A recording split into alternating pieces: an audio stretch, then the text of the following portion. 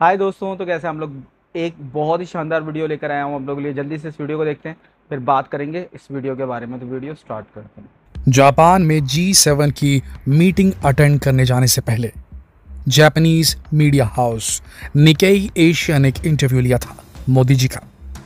इस इंटरव्यू की हम बात इसलिए कर रहे हैं कि इस इंटरव्यू को देखने के बाद चीन के होश उड़ गए हैं।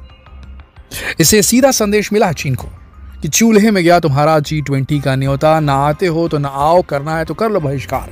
लेकिन लद्दाख की ओर आंख उठाकर भी देखा तो जवाब मिलेगा, तुरंत मिलेगा, और इस बार जरूर मिलेगा। ये वो भारत नहीं जो आज से पहले था। आज का भारत अपनी रक्षा करना जानता है और जरूरत पड़े तो मुंह तोड़ जवाब देना भी जानता है।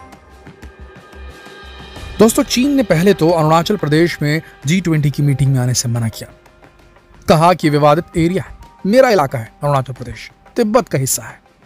उसके बाद लद्दाख को भी चीन ने कह दिया कि विवादास्पद इलाका है, इस पर भी चीन का हक बोलता है। उसके बाद कश्मीर में जब इसे बुलाया गया तो कश्मीर के लिए बोलता है ये भी विवादास्पद जगह है, इस पे कश्मीरियों का हक है। कुल मिलाकर चीन हर जगह से भारत को घेरने की कोशिश करता है, और जब जब घेरने की कोशिश करता है उसे उसके ही अल्फाज में सीधा जवाब मिलता है। मोदी जी ने खुलकर इस इंटरव्यू में कहा कि हम रेस्पेक्ट करते हैं म्यूचुअल रेस्पेक्ट को। अगर परस्पर रेस्पेक्ट दोगे, सम्मान दोगे, तो ही तुमको सम्मान मिलेगा।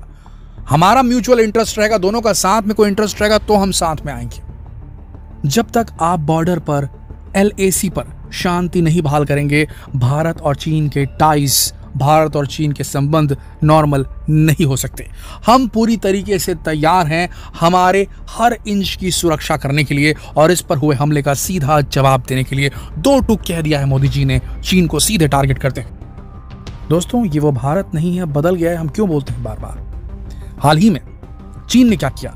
अरुणाचल प्रदेश के कई हिस्सों का नामकरण चीनी में कर दिया, यानी कि अपने हिसाब से कर दिया। ये बताते हुए, अपने नक्शे में बताते हुए कि ये जो इलाके हैं अरुणाचल प्रदेश के, चीन के, और इनका नाम ये हमने रखा है।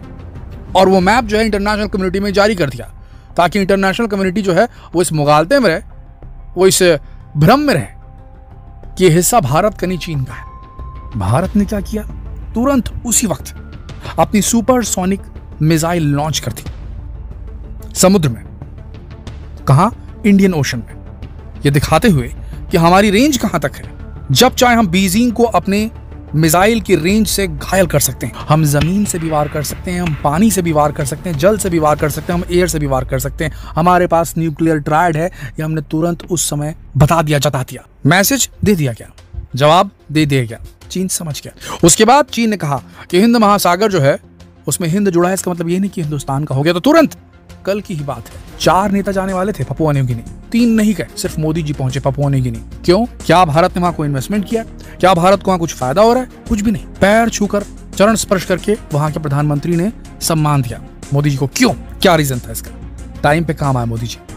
दूसरी चीज, मोदी जी वहां गए ही क्यों थे? ताकि वहां पर चाइना का जो हाथ है, चाइना का काला साया उस पपुआ न्यू गिनी पे ना पड़े, क्योंकि चाइना पूरी तैयारी में था, बिलियंस ऑफ डॉलर्स वहां इन्वेस्ट कर रहा था। वहां एक आर्मी मिलिट्री हॉस्पिटल तक खोल दिया था, बहुत सारा पैसा दिया था, और डेप्ट ट्रैप में फंसाना चाहता था पपुआ न्यू गिनी को चाइना, ताकि वहां पर पपुआ न्यू गिनी से मिलिट्री बेस बनाने की आजादी दे, ताकि वो वहां से ऑस्ट्रेलिया को कवर कर ले। अब ये बात जब बाइडेन और ऑस्ट्रेलिया को पता चली तो उन्होंने क्या किया कि भैया हमको पपुआ न्यू गिनी को एक चाइना कंट्री बनने से बचाना है, क्वाड कंट्री में इसको लेके आना है, ये बोल करके अपनी मंशा जाहिर की। तो मोदी जी ने ये काम किया, वहां पर चाइना को वहां से काट दिया। ये प्रशांत महासागर के इलाके की बात कर रहे हैं हम। शी जिनपिंग को ये बात पता है कि वो डायरेक्ट वॉर में कभी भी तुरंत नहीं जीत सकता भारत से। भारत कोई छोटा मोटा कंट्री नहीं है।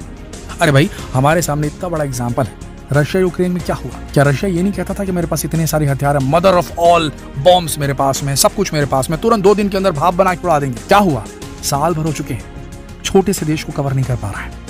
ऐसी स्थिति में आपको क्या लगता है, क्या चाइना भारत पे कब्जा करने की कोशिश करेगा और भारत चुप बैठेगा? ठीक है, कर लो, एनक्रोचमेंट बोलेगा। अरुणाचल प्रदेश में, लद्दाख में, अक्साई चीन में भारत अटैक करेगा वापस, और जब ये युद्ध चलेगा तो ऐसा नहीं लगता बिल्कुल भी कि तुरंत चीन भारत के ऊपर कब्जा कर लेगा। ऐसा हो ही नहीं सकता।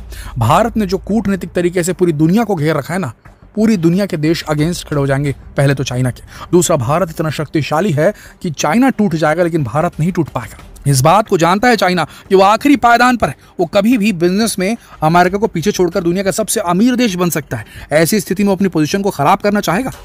भारत पे अटैक करके। अगर उसने ऐसा किया, भारत पे अटैक किया, तो वो कभी पहले नंबर पर नहीं पहुंच पाएगा, क्योंकि किसी भी युद्ध को लड़ने के लिए काफी ज्यादा संसाधनों की जरूरत पड़ती है। रुपया पैसा लगता है, कहां से लाएगा? अगर लाएगा, लगाएगा, वापस से कंगाल हो जाएगा चाइना। रशिया की हालत देख रहे हैं आप, प्रतिबंध झेलते झेलते हालत खराब हो गई उसकी। और ये बात भारत भी अच्छी तरीके से जानता है और चीन भी अच्छी तरीके से जानता है। ऐसी स्थिति में अगर चीन आगे बढ़ने की कोशिश करता है तो भारत पूरी ताकत से रिटालिएट करेगा। और उसका अगर सेकेंड टाइम आक्रमण किया चाइना ने, उसके रिटालिएशन में कुछ बड़ा किया उसने, तो भारत और बड़ा करेगा।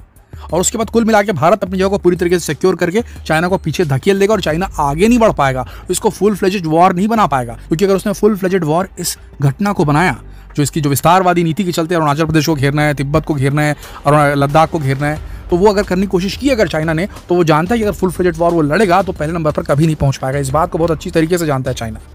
और उस समय रशिया भारत के अगेंस्ट नहीं खड़े हो सकता, चाइना को अकेले ही रहना पड़ेगा। और चाइना इतनी बड़ी कंट्री नहीं है कि पूरी दुनिया से अकेला लड़ ले, ये बात चीन जानता है।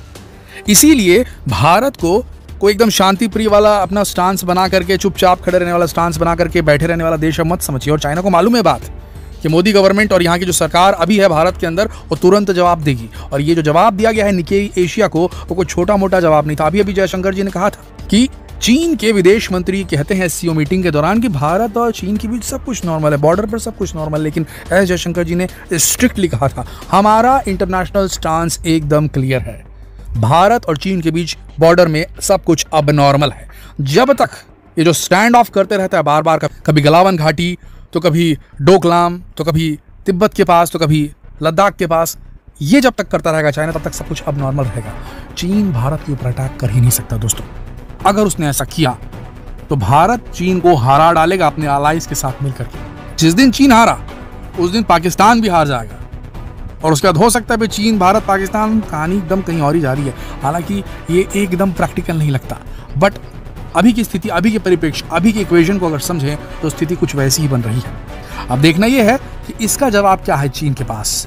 लगता है चीन को बैकफुट में जाना ही होगा। चीन ने अब अगला मूवमेंट कुछ भी किया तो हो सकता है कि भारत कुछ ज़्यादा बड़ा जवाब दे।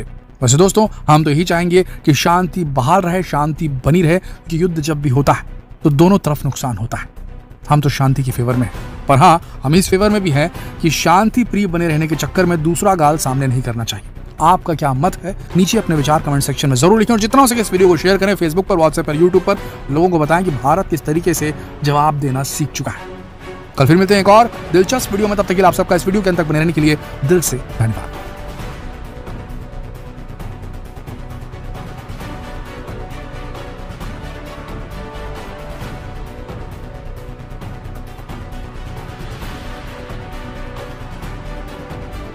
तो दोस्तों, ये वीडियो थी नॉलेज टीवी की। पीएम मोदी इंडिया चाइना, बीच में हिंदी लिखी, मुझे समझ नहीं आ रही वो। अच्छा, अब बात कर लेते हैं इंडिया चाइना की।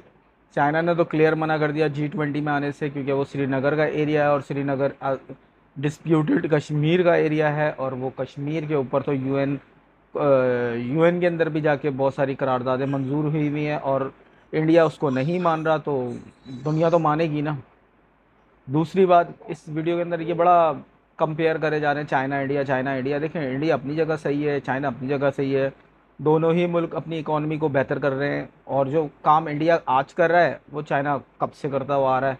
ठीक है, अभी आपने देखा था यूक्रेन और ये रशिया की जंग हो रही थी, दुनिया रशिया के अगेंस्ट खड़ा हो गया था, पर चाइना जाके रशिया के साथ खड़ा हो गया था।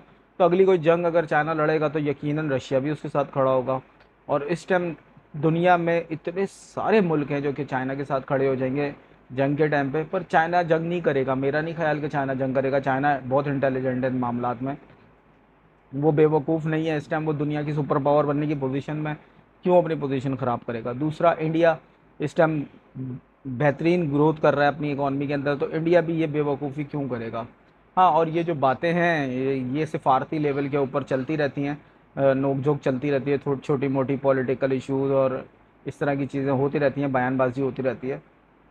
और मेरा तो यही ख्याल है कि यार पीस बना रहे, दोनों मुल्क भी अच्छे से मिल के रहें, और इसी तरीके से दोनों अपनी ग्रोथ भी करते रहें, क्योंकि दुनिया में अगर अमन होता है तो सबके लिए फ़ायदेमंद होता है। मुझे तो यही चीज़ पसंद आती है। आप लोगों की क्या राय, मुझे कमेंट करके बताइएगा। इसी तरीके से इन्फॉर्मेटिव वीडियोस देखने के लिए मेरे चैनल को सब्सक्राइब कर लें और बेल आइकन को प्रेस कर लें। मिलते हैं अगली किसी वीडियो में, तब तक के लिए बाय बाय।